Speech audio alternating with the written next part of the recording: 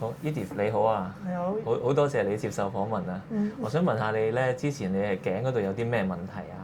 頸嗰度咧有啲淋巴嗰啲結節咯，咁係之前我係洗牙嘅，洗完牙之後咧就做咗一啲嘅牙膜，咁佢咧就有啲牙痛咁樣，跟住就發炎啦，係啦。咁之後咧有好幾粒啦，就頸嗰度有成4-5粒嘅淋巴結啦。係，耳後邊都有。冇錯，係啦。咁就你食咗啲中藥之後咧，你覺得而家點啊？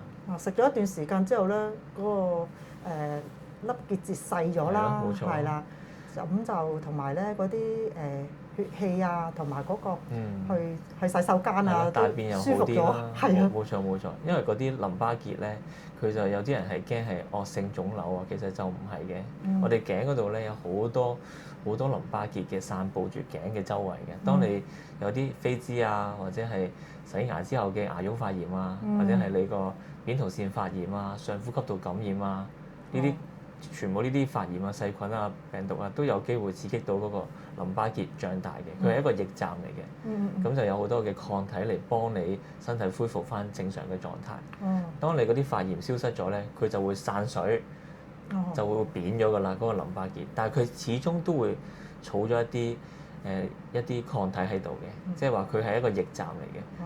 警察局一定有警察噶啦。即係其實幫緊我嘅。係啊，佢係一個駐守喺你個頸，幫緊你防衞一啲外在嘅一啲病毒啊入侵嘅問題嘅，所以都係一個防衞部隊嚟嘅。即係你唔使太介意話你條頸以後都係有粒嘢喺度咯喎，佢扁扁地冇乜事嘅，你唔需要太在意佢會唔會變腫瘤啊，即係唔使呢個擔心嘅。係啦，咁樣咯。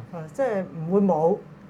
會存在喺度，通常都會繼續喺度有少少地扁咗嘅，不過會。咁會唔會下次再發嗰時喺第二個位置嗰度標一粒出嚟咧？又都有可能㗎。係啊，但係通常會標翻原位脹大。OK。係啦，咁樣咯。好。OK，唔使驚嘅，呢啲散咗就 OK 㗎啦。係咯。OK，多謝你俾呢個知識。好，唔使客氣，好。多謝你接受訪問。唔該。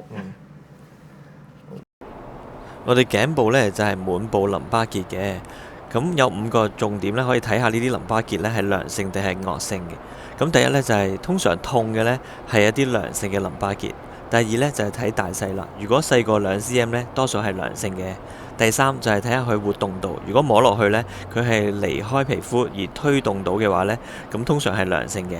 第四咧就係睇軟硬度，通常係軟嘅咧比較似係良性。咁如果咧身體冇感染，短期內咧呢啲淋巴結咧又喺度變大得好快喎，咁就要盡快求醫咧，做一啲檢查，睇下咧佢係良性定係惡性啦。